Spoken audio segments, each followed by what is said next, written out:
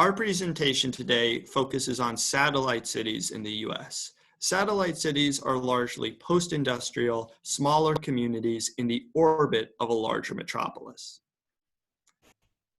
There are basically 5 reasons why we're interested in satellite cities.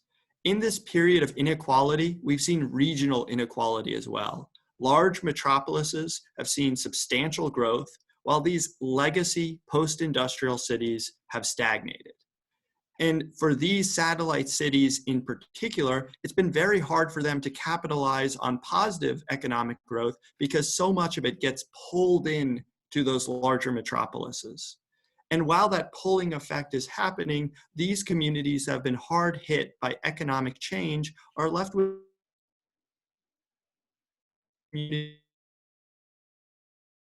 are largely majority same opportunity as larger communities. That being said, amidst these challenges, there are a couple opportunities we can build on. There's a legacy of the institutions that were built when these cities were growing as industrial powers.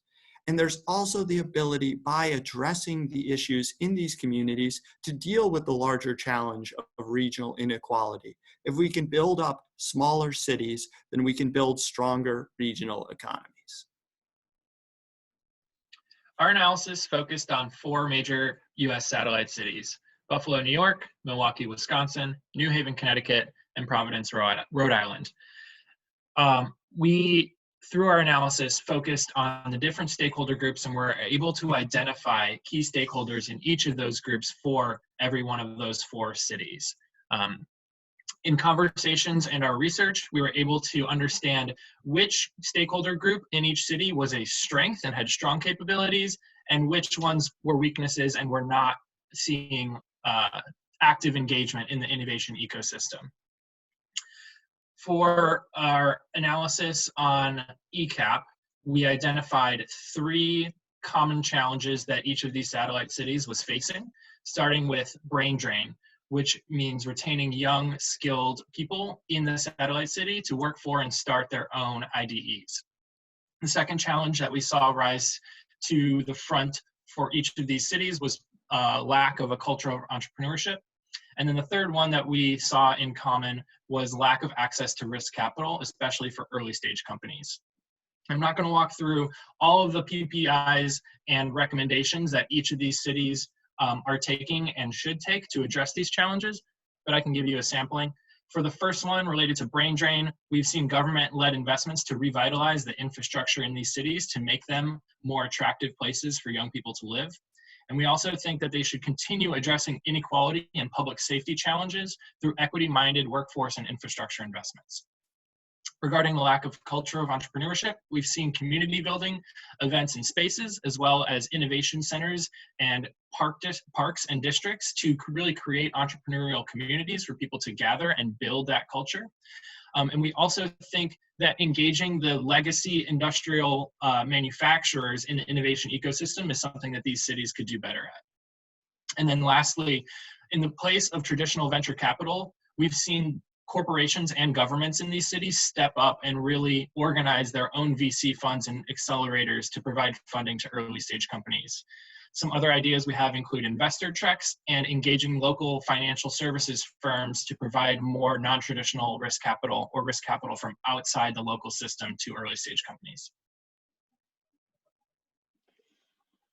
Here we took a deeper look at what 3 of our cities are doing to build up their innovation capacity. Some of the key challenges of Buffalo include lack of commercializing their significant university R&D assets and a lack of relevant local IDE talent.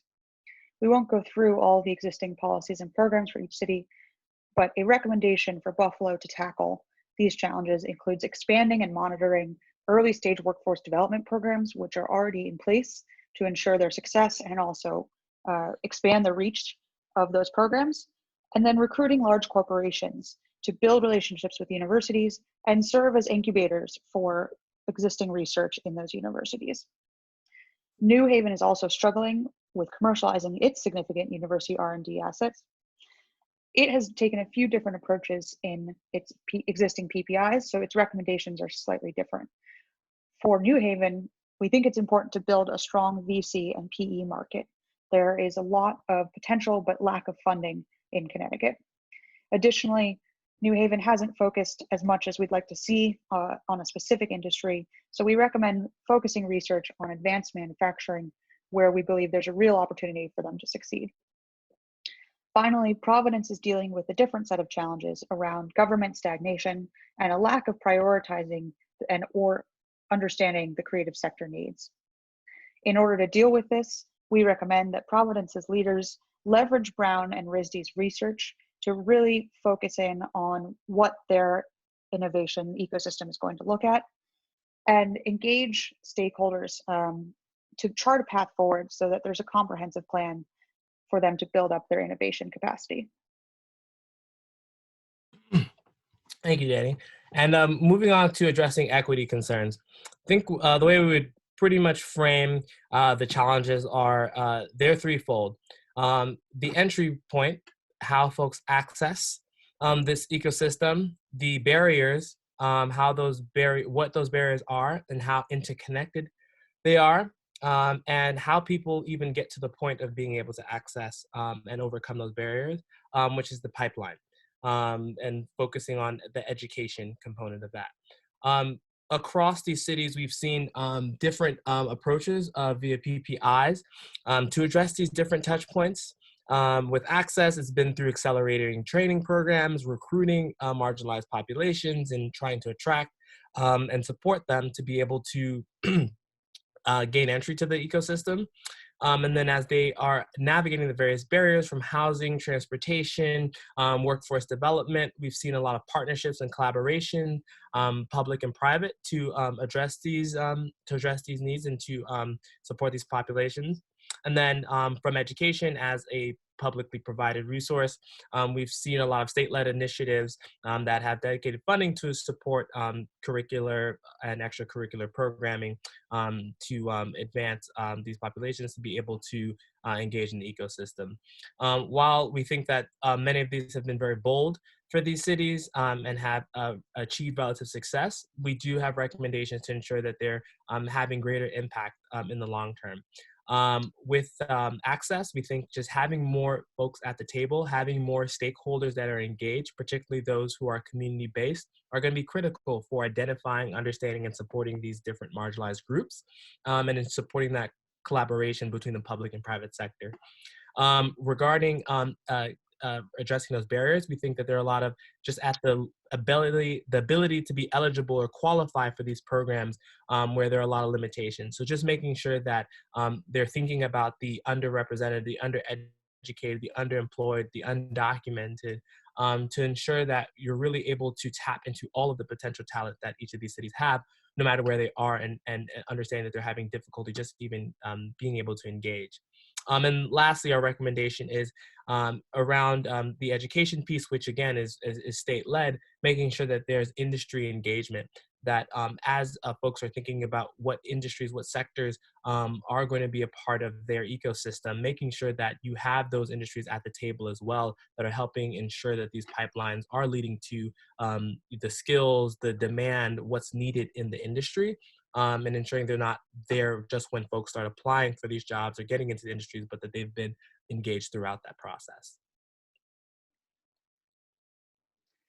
From this research, there are three key lessons for these satellite cities. The first is the critical nature of leadership and stakeholders. Each of these cities took a different approach to building out their innovation capacity and their entrepreneurship capacity. But what was missing in each city was a different part of the system. And so we strongly feel that they need a comprehensive view, and that requires bringing all stakeholders to the table. Each of these cities also failed to capitalize fully on their existing industries. And while their attraction of other startups provided a necessary jolt to the system, the businesses that began and leveraged the existing industry assets had a much longer staying power. So our encouragement is to split the focus, both attracting new industries and new entrepreneurs, as well as leveraging existing assets that they can turn into innovation capacity going forward. Finally, we encourage leaders in these cities to really focus on their human capital strategy. And this is tied to the comment about focusing on existing local industries. In each city, there was a lack of sufficient talent to staff burgeoning entrepreneurship projects. And in order to sustain long-term innovation and entrepreneurship, these cities really need to focus on developing local talent and building that pipeline that can serve the existing industries for years to come. Thank you very much for listening. Please feel free to reach out with any questions.